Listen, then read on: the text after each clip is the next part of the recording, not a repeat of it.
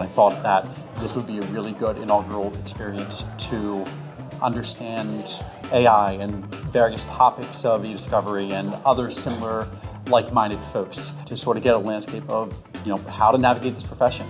People who didn't know each other before today were having really interesting and impactful conversations and creating relationships. That's what this is all about. There are e-discovery tools and technologies that have been around for 10 to 15 years. And it has created barriers with certain case teams who just fundamentally just don't want to adopt the technology. This is widespread and it's sort of a common problem that people in the e-discovery space need to tackle.